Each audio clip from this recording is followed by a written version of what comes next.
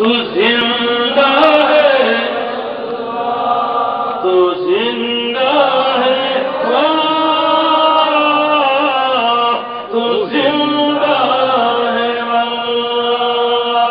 میرے جسم عالم سے چھپ جانے والے، میرے جسم عالم سے چھپ جانے والے، چمک تجھ سے آتے ہیں سب پانے والے۔ کہیے کس کا دل چمکنا چاہتا ہے؟ میرا بولے بولے میرا دل بھی چمکا دے، چمکانے والے، میرا دل بھی چمکا دے، چمکانے والے، میرا دل بھی چمکا دے، چمکانے والے، رستا نہیں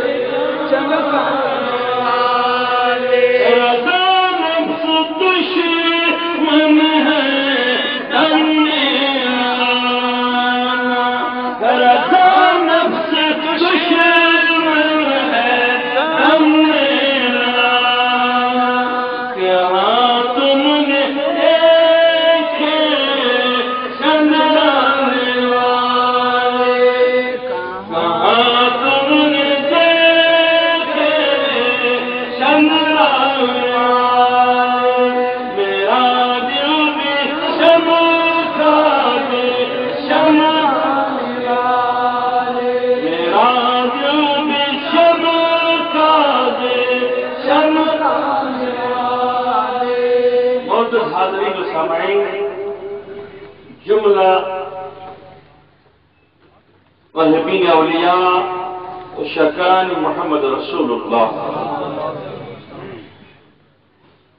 اللہ رب العزت کا لاکھ لاکھ حمد و ثنا،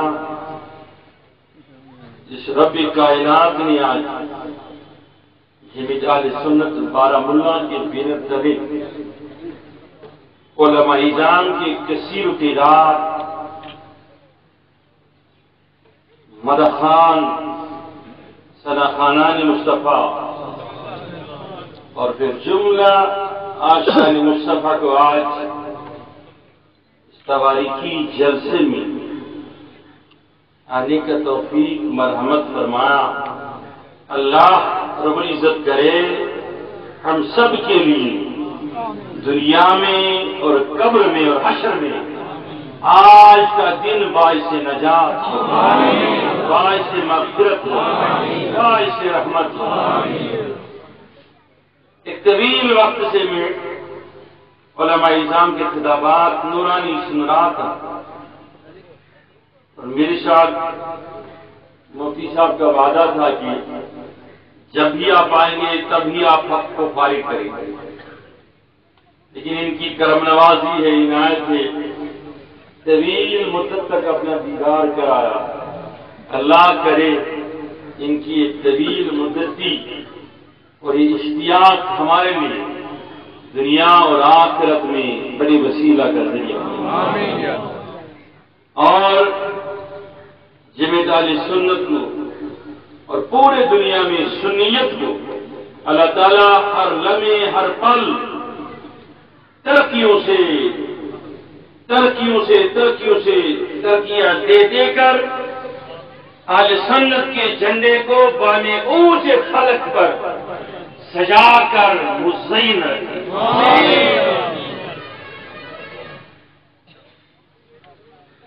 کیونکہ میرے بعد بھی کچھ علماء کرام کی بات آپ کو سماعت کرنی ہے، اور میں نے بھی بڑے مسافت کے بعد کسی جلسے میں جانے کا وعدہ کیا ہے، لیکن لگتا ہے کہ شاید مشکل ہے۔ یہ ساری چیزیں مد نظر رکھتے ہوئے کوئی طویل خطاب نہیں کروں گا انشاءاللہ، بس چند گزارشات آپ کی خدمت میں انشاءاللہ چند منٹوں کے لیے آپ مجھے برداشت کرو گے انشاءاللہ؟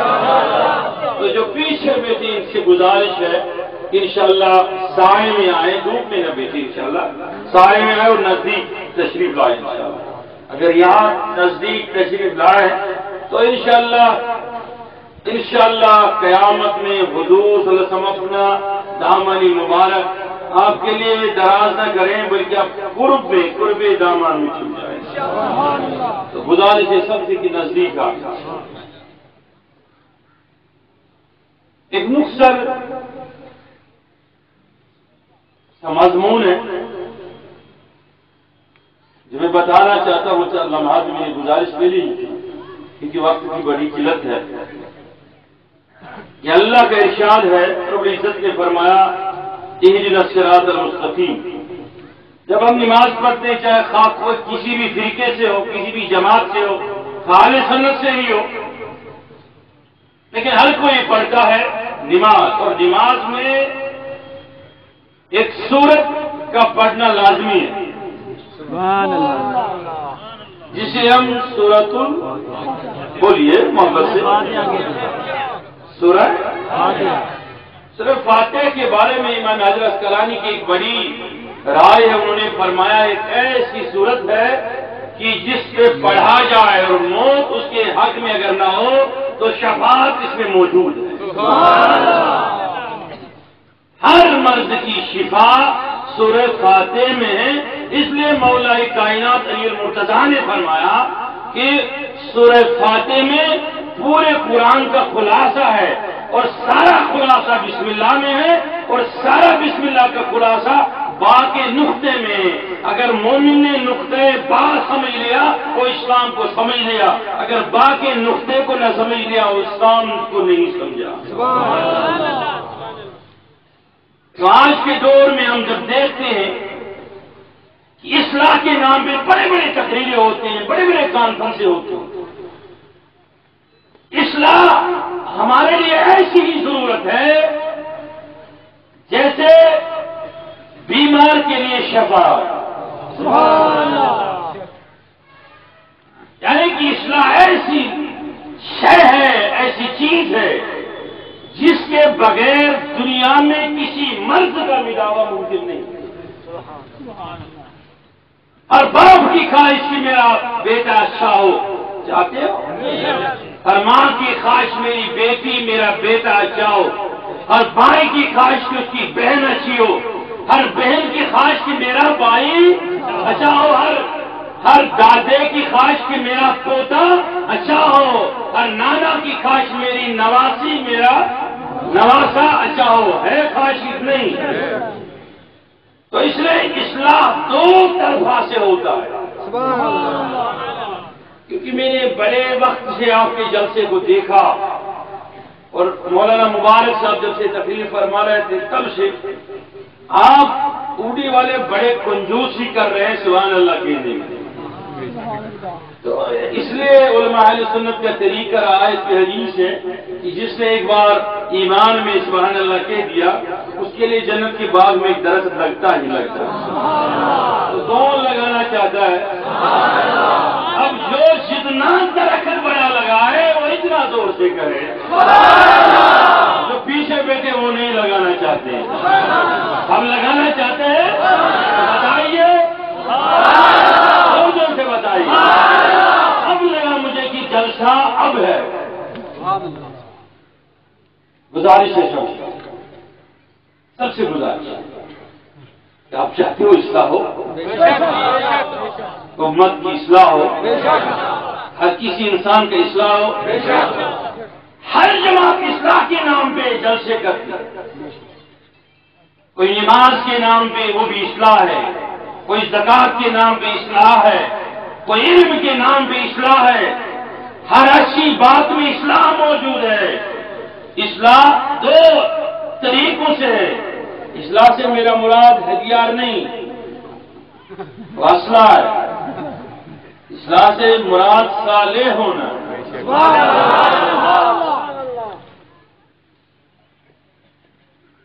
تو جس کے ہاتھ میں اصلاح یا اصلاح ہوتا ہے اسے ہر کوئی رکھتا ہے، صحیح کی غلط؟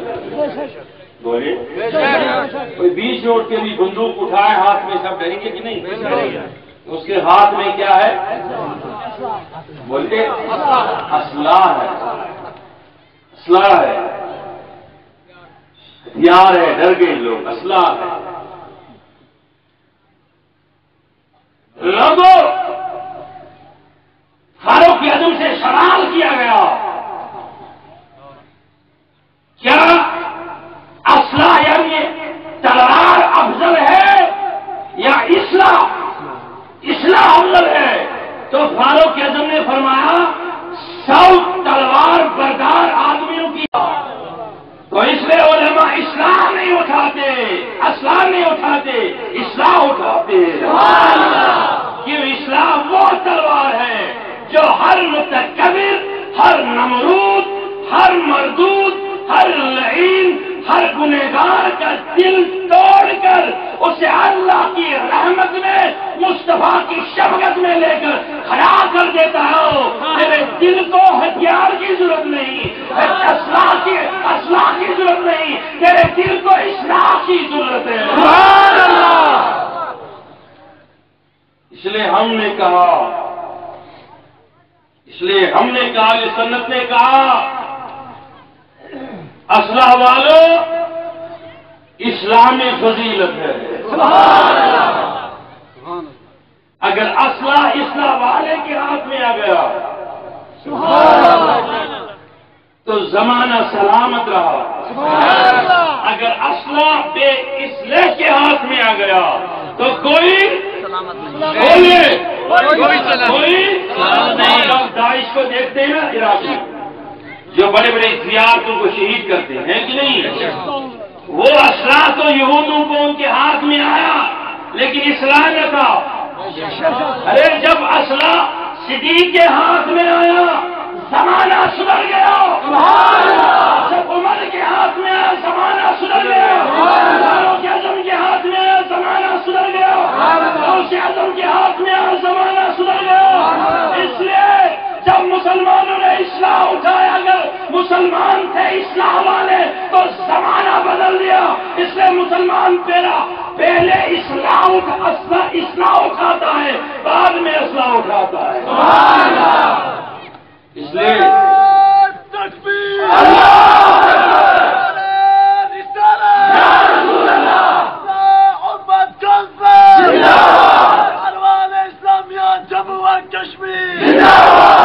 اس لیے آپ چاہتے ہو اصلاح والے بنے، ہر بچہ ہمارا اصلاح والا بنے۔ تو اصلاح دو طرح کا ہے، ایک جسمانی، ایک روحانی۔ کیونکہ میں نے وعدہ کیا ہے مجھے 20 منٹ میں یہ میدان چھوڑنا ہے۔ 20 منٹ میں پوچھو آپ روحانی سنو گے یا جسمانی اصلاح سنو گے؟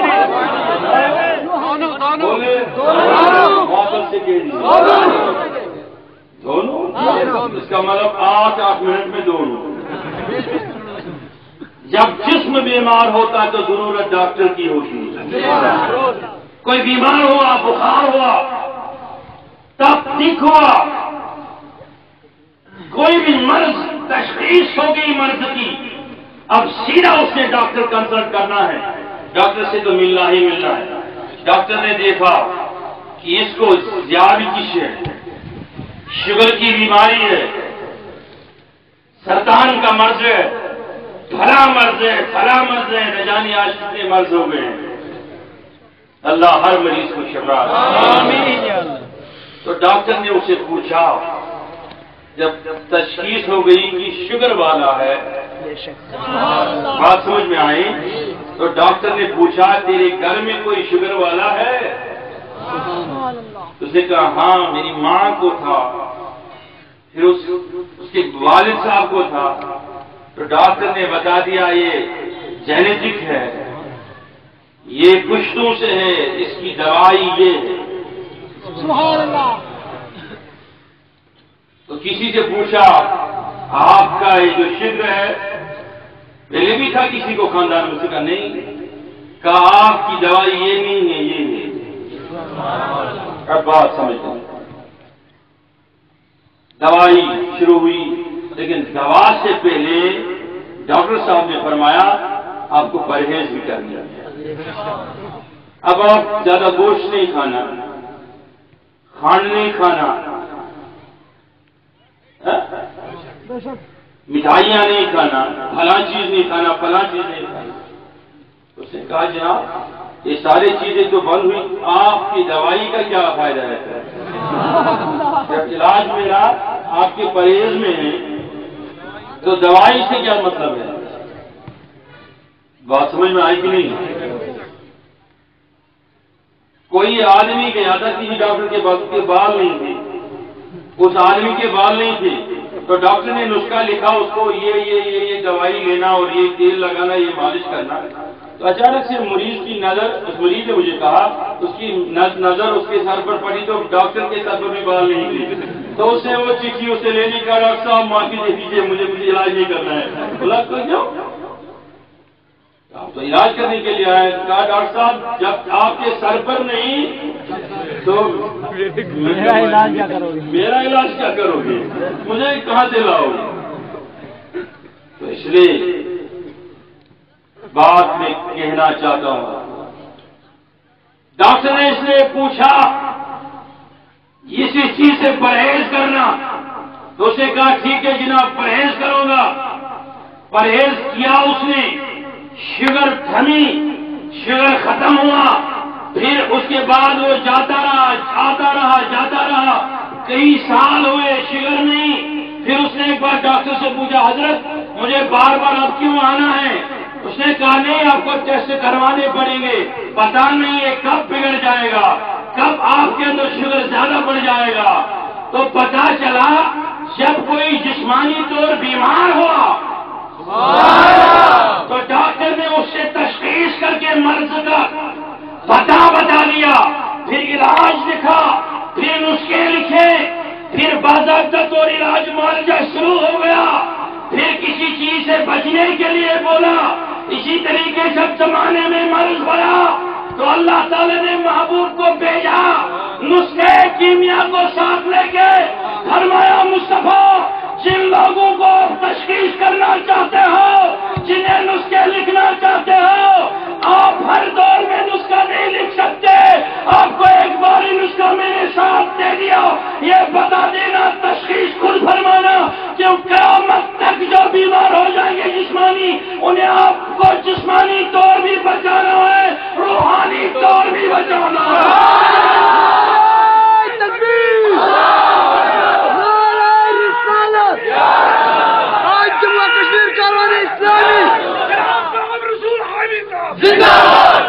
جسمانی طور مصطفیٰ سے نکلی ہوئی ہر بات سے علاج نکلا، معالجہ نکلا. آج مجھے کوئی کہے، کسی کا دعویٰ اگر ہے کہ ہماری کتاب سے، بائبل سے، انجیل سے، زبور سے، توریت سے میڈیکل سائنس لکھنا، تو میں دعوے سے کہہ دوں گا وہ جھوٹا ہے. اگر حقیقت میں میڈیکل سائنس کی تحقیق ہے وہ مصطفیٰ کی شان سے. بتاتا ہوں کیسے.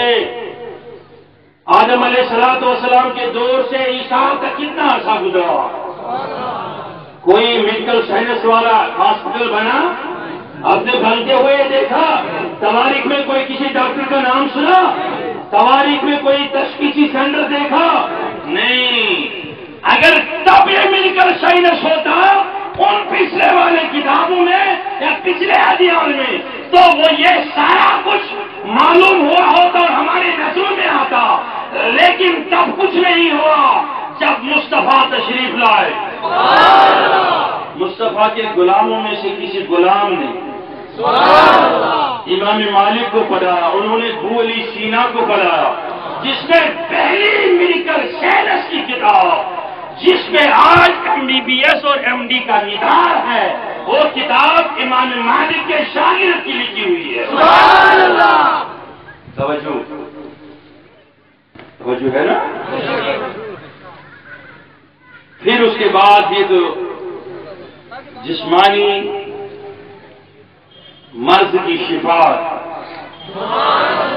اس لیے ہم جو سنی ہیں، سنی سے مراد ہمارا وہ جو مستفی ہے، جو ہے وہ ہاتھ اٹھا، کیونکہ یہاں اردو میں حکم دیا گیا ہے کسی کا نام نہیں لے سکتے، اس لیے اپنا تو لے سکتے ہیں نا، اس میں اعتراض نہیں ہے نا۔ ہم جو ہیں یا میں کہوں گا تم جو ہے، تو پہلے جسمانی مرض کے لیے در مصطفیٰ بھیجا، شفاعت ہو تو مصطفیٰ سے۔ اب لوگ ہمیں اعتراض کرتے ہیں کیوں جاتے، ہم نے کہا ہم نے کچھ نہیں کیا، اتر کر ہرا سے سوئے کو آیا اور ایک نسخہ کیمیا ساتھ لایا، مس خام کو جس نے کہیے ایک بار یا رسول اللہ، کہیے یا رسول اللہ، کہیے یا رسول اللہ۔ اب حضور صلی اللہ علیہ وسلم سے ہم نہیں جسمانی طور علاج معالجہ طلب کرتے کہ ہم نے دیکھا اپنے آنکھوں سے کہ صحابہ جو سب سے افضل، سارے اولیاء کو جمع کرو تو ایک صحابہ کی شان کو نہیں پہنچ سکتے، ہم نے دیکھا سب سے افضل صحابہ جب انہیں تکلیف ہوا کرتی تھی، ادھر نہیں جاتے، ادھر نہیں جاتے، ہاسپٹل نہیں جاتے، ڈاکٹر کو نہیں ڈھونڈتے، سیدھا در مصطفیٰ۔ حتیٰ کہ ایک صحابی کے بارے میں یہ بھی حدیث ہے کہ جب جنگ احد میں اس کی آنکھ نکل آئی، حضرت قتادہ کے بارے میں جو امام ابو حنیفہ کے استاد ہیں، حضرت قتادہ کے بارے میں جب ان کی آنکھ نکل آئی تو کسی نے پوچھا کہ میں کاٹ کے الگ کر کے جدا کرتا ہوں، تکلیف نہیں ہوگی؟ تو اس نے کہا نہیں، پہلے مصطفیٰ سے مشورہ کر لے۔ چلے آئے دوڑ کے مصطفیٰ کے پاس، تو سوال کی یا رسول اللہ میری آنکھ نکل آئی ہے، حضور نے فرمایا صبر کر لو، جنت مل جائے گی۔ عرض کی آقا کہ مجھے خوف اس سے ہے لوگ مجھے مصطفیٰ کا کانا امتی نہ کہیں۔ حضور نے فرمایا اگر یہ ڈر ہے تو میرے قریب آؤ۔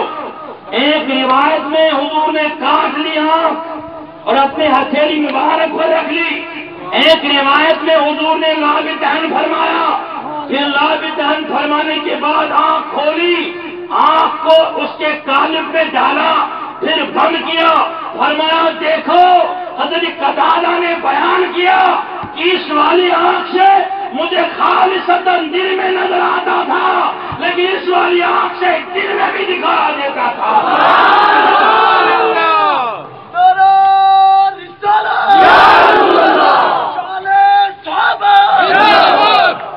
اب سنیں، کہہ دیجئے جسمانی علاج و معالجہ کس در سے ہے؟ اگر کہو گے زور سے تو آگے پڑھوں گا روحانی۔ پھر خیال آیا مجھے مولانا ریاض صاحب کے حدیث میں جو انہوں نے سنائی، حضور آپ تو مدینے میں ہیں، لیکن ہم سمجھتے ہیں ہر سنی کے سیدھے میں، لیکن کبھی کبھی ہم اتنے غافل ہو جاتے ہیں کہ سمجھتے ہیں لوگوں کے کہنے کے مطابق، سامنے ہوتے تو بتا دیتے، سامنے ہوتے تو، اس لیے ہم نے کہا ہم پہ تہمت ہے بریلی ہونے کی۔ بریلی کوئی فرقہ نہیں، کوئی جماعت نہیں، بریلی سوچ عزم ہے یا مسلک حق مصطفیٰ کے دور سے چلا، بلکہ میں کہوں گا آدم کے جو مسلک چلے گا وہ سنی مسلک ہے۔ نعرہ تکبیر، نعرہ رسالت، نعرہ رسالت، آج جموں کشمیر کاروان اسلامی، آج جموں کشمیر کاروان اسلامی۔ اس لیے ہم نے کہا سبحان اللہ، ہمارا جو دعویٰ ہے اگر سچ نہیں نکلا تو اٹھ کے جھوٹا مجھے مار دیں۔ استغفر اللہ۔ ہاتھ اٹھاؤ سر سب۔ اس لیے ہم نے کہا ہمارے دعوے میں دلیل ہے۔ مفتی صاحب دعوے میں دلیل ہے، دلیل کیا ہے؟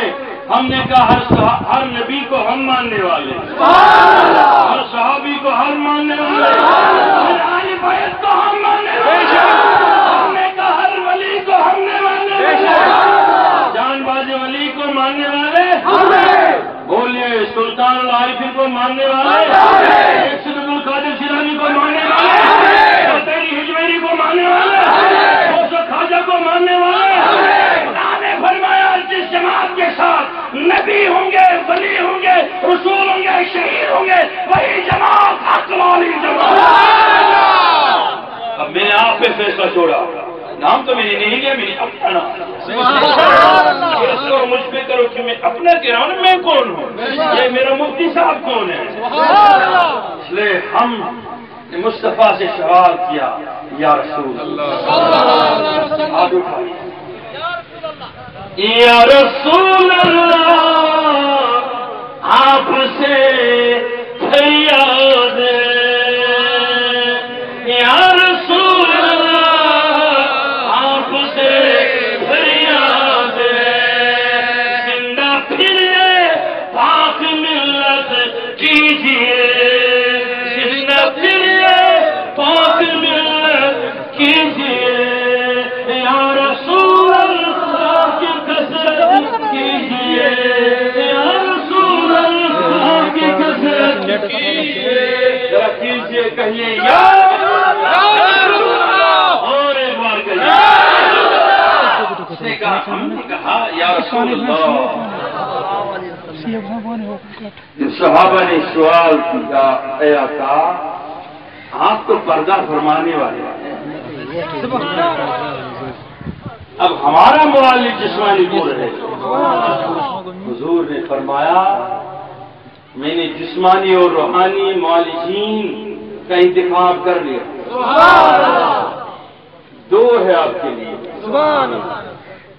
نسخے قرآن سے لے لینا،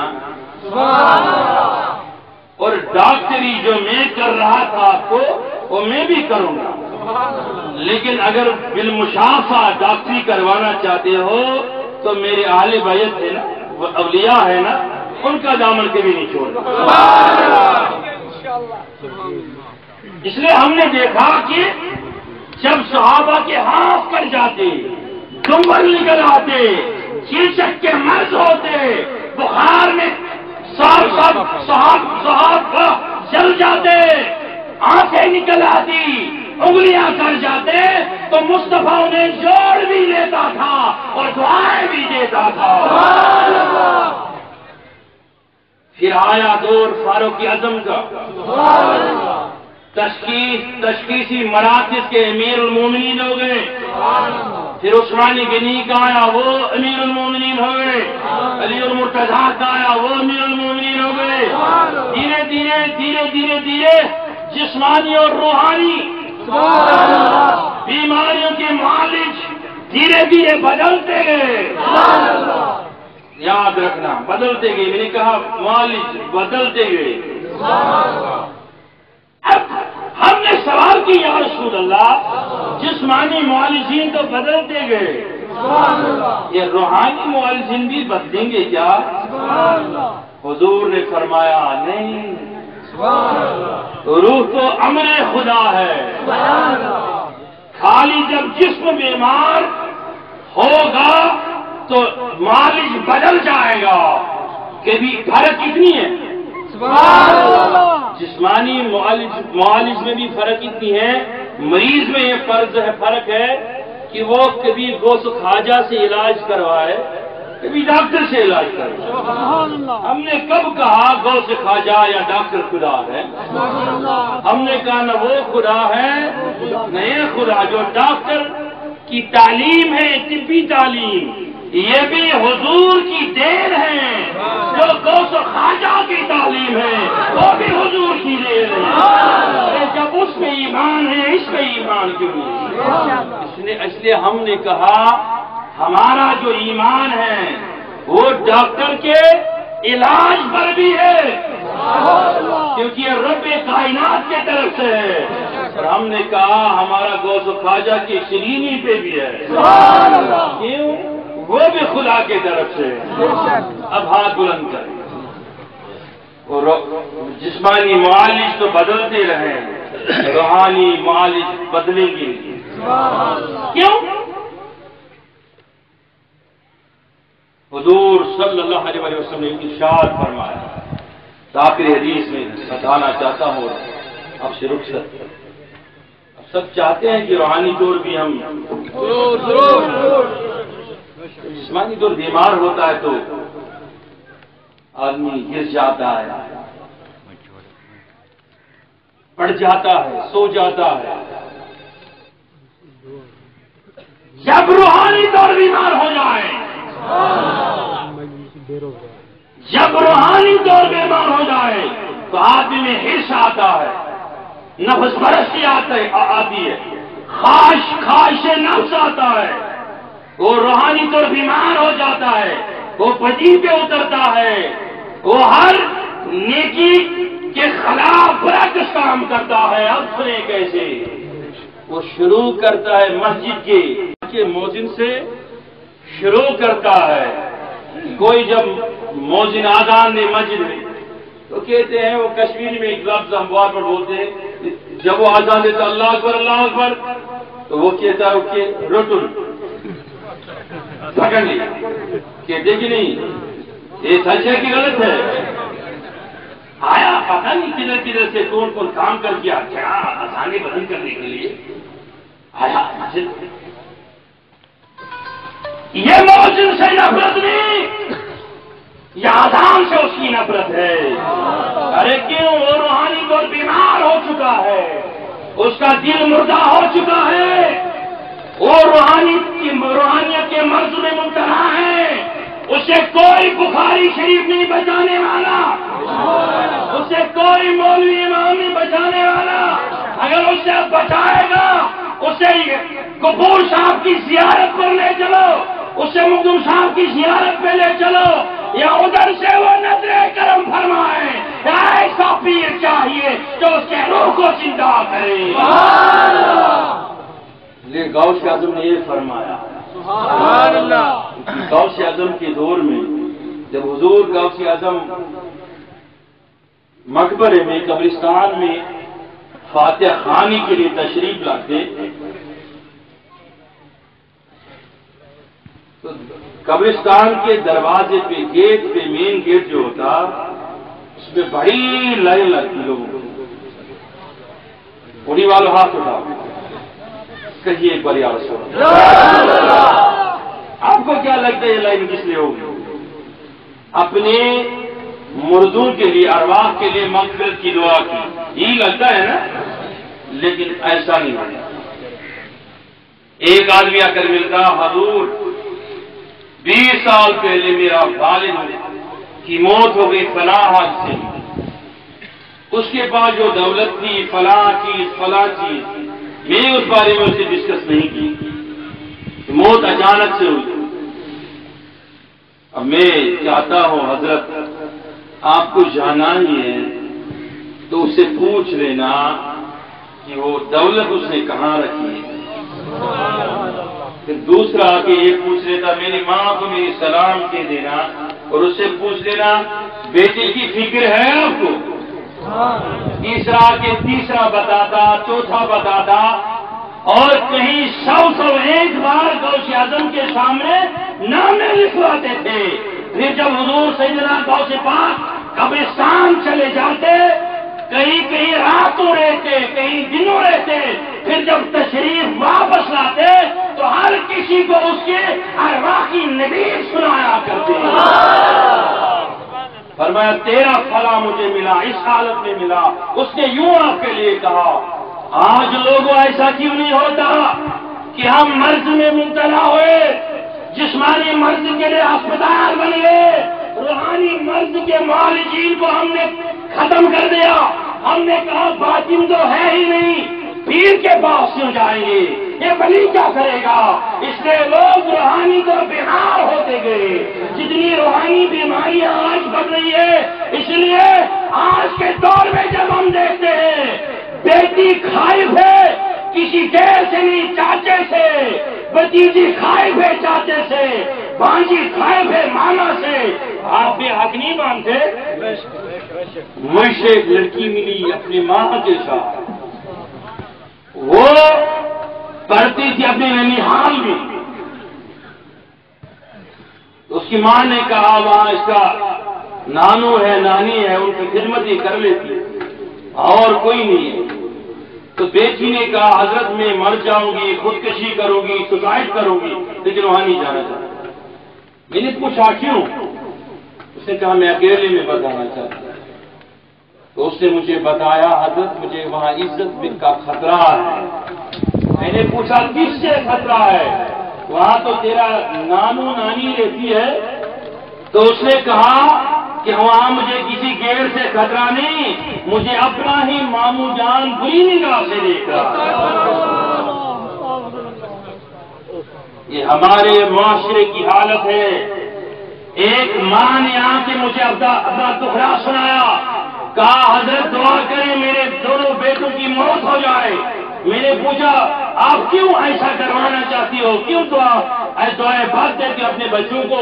تو کہا کہ میرے گھر میں 7 ممبر فیملی کے ہیں، 7 میں سے 2 نہیں باقی سب شراب پیتے ہیں میرے سامنے، میرے بوہیں بھی اور میرے بیٹے بھی، ان کے بیٹے بیٹیاں بھی۔ اب ہاتھ بلند کریں۔ میں نے پوچھا آپ سے سوال ہے مسجدیں پہلے زیادہ تھی کیا آج؟ مولانا صاحبان پہلے زیادہ تھے کیا آج؟ درسگاہیں اور مکتب پہلے زیادہ تھی کیا آج؟ پہلے اس زمانے میں قرآن قسم کے لیے نہیں ملتا تھا، آج ہر مسجد میں ہزاروں رکھے پڑے ہیں۔ صحیح کی غلط؟ وہ تو الگ بات ہے، ان پہ دھول 2-2 سالہ ہوتی تھی، کوئی ان کو صاف کرنے والا نہیں ملتا، تو الگ بات۔ لیکن پھر بھی کثیر تعداد آج معلمین کی ہے، مفتیان نظام کی ہے، درسگاہوں کی ہے، دارالعلوموں کی تو اتنی کثرت ہے، اب جدھر نظر دوڑاؤ گے ادھر دارالعلوم۔ حقیقت ہے کہ نہیں؟ ہے کہ نہیں؟ لیکن معاشرے میں پہلے زمانے میں جب کہیں حق پڑتا، وبا پڑتا، تو لوگ نکل آتے کہتے کہ شاید ادھر سے کسی شرابی کا گزر ہوا ہے، کہتے تھے لوگ کہ نہیں؟ جب کالا ابر چھا جاتا تو لوگ قیاس کرتے آج کسی کا قتل ہوا ہے، ایسا کہا کرتے تھے۔ جب مینا نہیں برستا، بارش نہیں ہوتی، تو ہمارے اسلاف اپنے کندھوں پہ بھر کے مٹکے پانی کے لیا کرتے تھے ولیوں کے درگاہوں میں، سچ ہے کہ نہیں؟ ابھی وہ پہنچتے نہیں تھے وہاں اور بارش برسنا شروع ہوتا تھا۔ صحیح ہے کہ غلط ہے؟ میں غلط کہہ رہا ہوں؟ صحیح کہہ رہا ہوں کہ غلط؟ لوگ جسمانی طور پر بیمار ہو جاتے ہیں، حکومتیں ان کے لیے علاج کرنے کے لیے ہاسپٹل بناتے، لیکن جب وہ روحانی طور بیمار ہو گئے انہیں داتا علی حجویری کی ضرورت تھی، جب وہ روحانی طور بیمار ہوئے انہیں غوث اعظم کی ضرورت تھی، جب وہ روحانی طور بیمار ہو گئے انہیں جان باز ولی کی ضرورت تھی، انہیں حضرت غفور صاحب کی ضرورت تھی، ان کو خواجہ معین چشتی کی ضرورت تھی۔ لوگوں نے اپنا رخ ان کے طرف سے موڑ لیا، اپنا رخ موڑ لیا ولیوں کے طرف سے۔ خدا نے انہیں روحانی مرضوں میں مبتلا کر دیا، اتنا مبتلا کر دیا آپ کی امت اتنی پسپا ہو گئی کہ پسپائی میں نکلنے کا کوئی شعار پیدا نہیں ہوتا. لوگ اگر چاہتے ہو اس امت کی اصلاح ہو جائے، نکلو اور چلے آؤ ولیوں کا دامن تھامنے کے لیے. تکبیر، نعرہ رسالت، نبی کا دامن، غوث کا دامن، خواجہ کا دامن. چاہتے ہو چاہتے ہو ہر بیٹی کردار فاطمہ میں رنگ جائے، ہر بیٹا کردار حسین ادا کرے؟ کون کون چاہتا ہے؟ یہ اہل سنت کا سپاہی تمہیں پکارتا ہے، یہ علماء کی قیادت تمہیں پکارتی ہے آج، اور پکار کر کہہ رہے ہیں لوگوں ہر فتنے کا ایک علاج ہے، ہر مرض کی ایک شفا ہے. یا در مصطفیٰ پکڑ لو یا در اولیاء پکڑ لو. سبحان اللہ. نعرہ تکبیر، نعرہ رسالت، یا رسول اللہ، علماء دین زندہ باد. اس لیے ہم نے تحریک ایک شروع کی، کاروان اسلامی نے مل جل جو اہل سنت نے اس ریاست میں اتنے اولیاء کاملین ہیں، واہ، اتنے آثار صحابہ ہیں، اتنے آثار مصطفیٰ ہیں، شاید ہی کسی اور سرزمین میں اتنی موجود ہے. صحیح ہے کہ غلط؟ صحیح ہے. ہاں، پھر وہ جس پروار میں اولیاء کا مسکن ہو، کیا اللہ ہمیں رکھے گا کہ اسی سوال ہے رکھے؟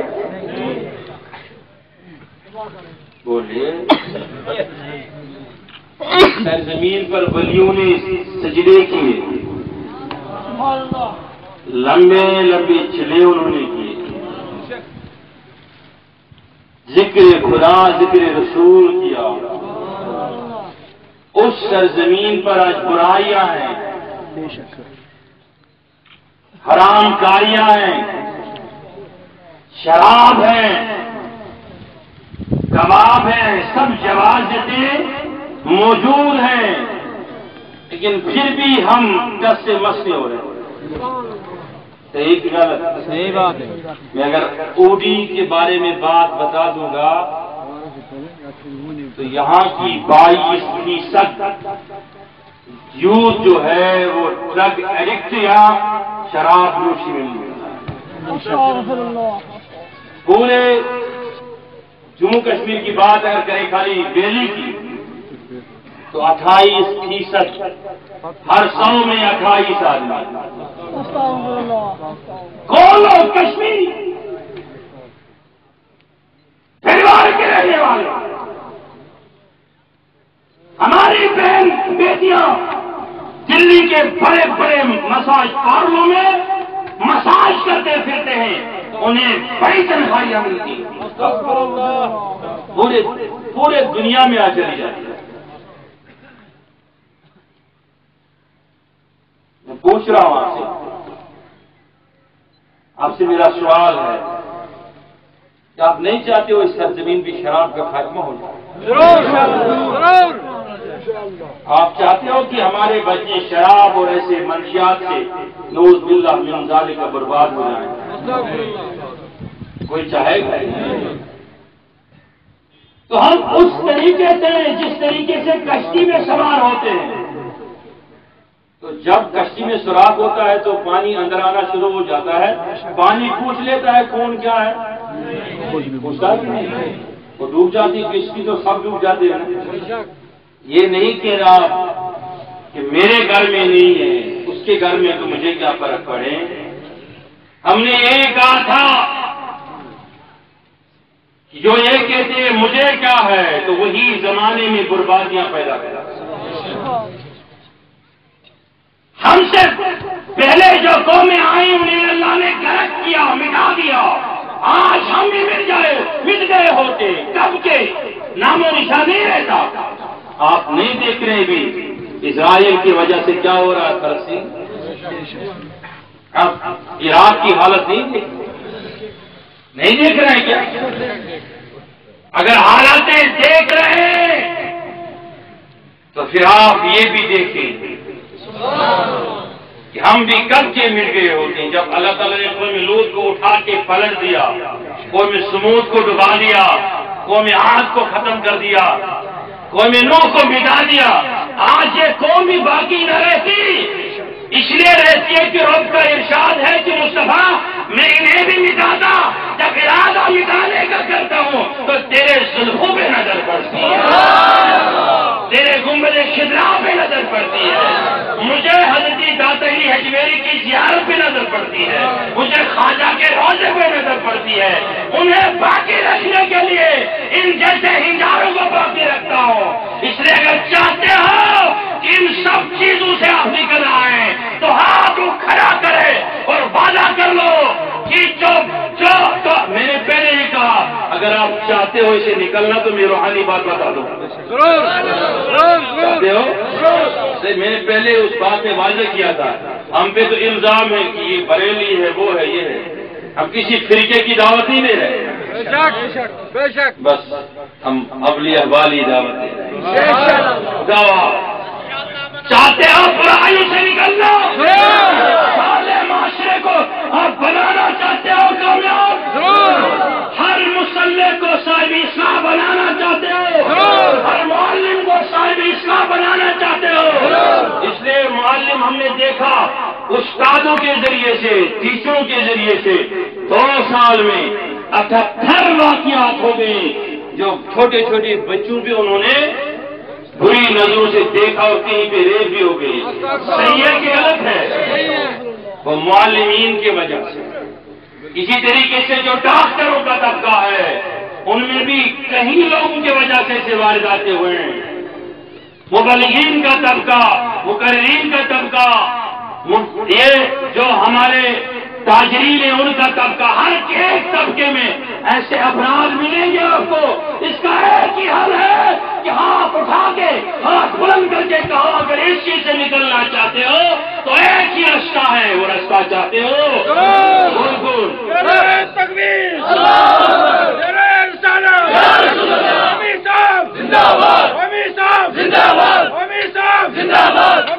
آگے بڑھو، ہم تمہارے ساتھ ہیں، صاحب آگے بڑھو، ہم تمہارے ساتھ ہیں۔ آپ چاہتے ہو اس راستے پہ نکلو نا، اس راستے کی دعوت میرے خواجہ میرے نظام الدین کے بعد حضرت میر صدیق احمد رانی نے رکھی ہے۔ اگر آپ شاہ ہمدان کے طریقے نقشے پہ چل کر مخدوم صاحب کے نقشے کو قائم کرنا چاہتے ہو، ہر چیز کا علاج دعوت فکر اولیاء میں موجود ہے۔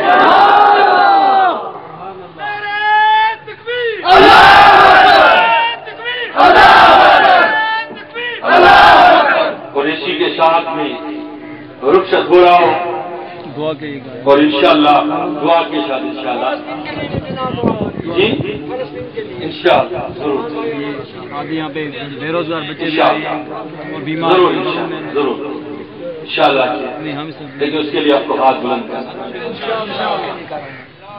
میرے ساتھ ایک وعدہ کرنا پڑنا۔ اب میں سے جو 50 سالہ لوگ ہیں، 50 سال کی عمر کی وہ ہاتھ پکڑ کریں، 50 سال ماشاء اللہ کثیر بھی ہے۔ تو اپنے دور میں اب بتائیے آپ کا تعلق اولیاء سے تھا کہ مفتی صاحب کی وجہ سے پہلے سے تھا؟ اب خدمات پڑھنے والے تھے، ضرور روزگار پڑھنے والے کون کون ہاتھ کو بلند کریں گے؟ 50 سال والے جو اپنے اسلاف کا دیا ہوا طریقہ ہے، وہ کسی مولوی کے نام پہ، کام پہ، کلام پہ بند نہیں کرنا۔ توجہ ہے؟ زلزلہ جو ہوا اوڑی میں یاد ہے آپ کو، کس سن میں ہوا؟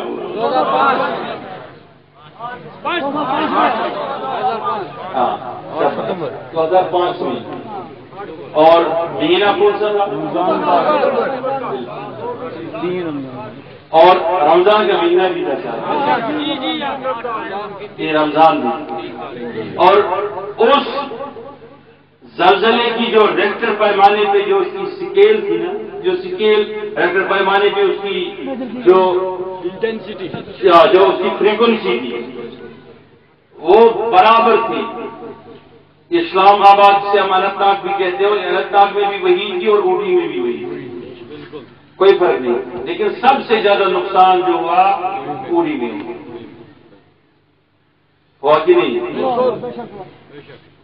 میں نام نہیں لینا چاہتا ہوں، اس زلزلے سے پہلے ایک بزرگ نے خواب دیکھا، اور میں اللہ کی ذات کی قسم اور مصطفیٰ کی شان کی قسم کھا کر کہہ رہا ہوں، اس نے مینوان اس زلزلے سے قبل 1، 2 یا 3 دن پہلے مجھے سنایا ہے خواب اس آدمی نے کہا میں نے خواب میں دیکھا کہ مجھے میر علی حمدانی کی زیارت ہوئی، شاہدان صاحب کی زیارت ہوئی، وہ بڑے پریشانی میں خانقاہ معلیٰ میں جا رہے تھے، تو میں نے ان سے پوچھا حضرت آپ جلدی پریشانی میں کیوں جا رہے ہو؟ تو فرمایا کہ زبردست طوفان آنے والا ہے کشمیر پہ، لیکن میں نے پوچھا حضرت بچیں گے کیسے؟ تو انہوں نے فرمایا فکر نہیں ہے، جہاں اوراد کا گرد ہوتا وہاں تکلیف نہیں ہوگی۔ سبحان اللہ۔ زلزلے کے 6 دن بعد میں نے سوچا کہ خالص اوڑی کا ایک تو قصبہ ہے، اس میں پورے کشمیر پروونس میں سب سے زیادہ کم اوراد پڑی جاتی ہے، بے شک بے شک بے شک کے برابر ہے، سچ ہے کہ غلط ہے؟ آواز اوڑی والا ہاتھ اٹھاؤ کہ اورادوں کو اپنے مسجدوں میں قائم کریں گے، انشاءاللہ انشاءاللہ۔ یا اللہ جتنے جن لوگوں کی جو مرادیں ہیں نیک نیک انہیں پورا کر، یا اللہ جتنے نامراد ہیں انہیں مرادیں عطا کر، یا اللہ بیمار جتنے ہیں انہیں شفا دست ہے، آج فراخ دستی کا بول بالا ہے، یا اللہ جتنے بیمار بیٹھے شفا سے، یا اللہ آمین، یا اللہ آمین، یا اللہ آمین۔ بے روزگار لوگ بیٹھے ہیں، یا اللہ انہیں روزگار کی وسائل، یا اللہ آمین، یا اللہ آمین۔ جن لوگوں نے مجھے دعا کے لیے بولا اور صبح سے مجھے انتظار کیا اور فون کر کے پوچھا کہ دعا کے لیے حضرت درخواست ہے درخواست ہے، یا اللہ ان سب کے لیے ہماری ایک ہی دعا ہے کہ آپ کے لیے، آپ سب کے لیے اور میرے لیے، یا اللہ تیری ذات، یا اللہ تیری شان کے توسل سے، یا اللہ تیرے فضل کے توسل سے جتنے لوگ ہیں ہاتھ اٹھائے ہوئے ہیں، آج کسی کو خالی ہاتھ، یا اللہ آمین، سب کی مرادیں حاجتیں بڑھ لانا میرے مولا، آمین، جتنے پریشان ہیں انہیں پریشانیوں سے نجات، آمین، غموں سے نجات، تکالیفوں سے نجات، یا اللہ جتنے بے روزگار ہیں انہیں روزگار عطا فرما، یا اللہ آمین، یا اللہ جتنے علماء تشریف فرمائے ان کی عمر طویل فرما، آمین، یا اللہ عمر طویل فرما، آمین، یا اللہ عمر طویل فرما، آمین، یا اللہ جتنے لوگ تیری درگاہ میں ہاتھ اور دامن پسارے ہوئے ہیں، اے مالک مولا گنبدِ خضرا کے متین کا واسطہ، رحمتاً للعالمین کا واسطہ، آمین، شفیع المذنبین کا واسطہ، آمین، خاتم النبیین کا واسطہ، آمین، یا اللہ سب کی حاجتیں پورا، یا اللہ سب کی حاجتیں پورا، وصلی اللہ تعالی وسلم علی خیر خلقہ محمد وآلہ وصحبہ اجمعین برحمتک یا ارحم الراحمین۔ اسی بات کے ساتھ میں جاننا چاہتا ہوں کہ انشاءاللہ میرے بعد بھی کئی علماء کی تقاریر ہے جن میں مولانا برکاتی صاحب کی تقریر بھی ہے، آپ کو سماعت کرنی ہے۔ اللہ تعالیٰ جی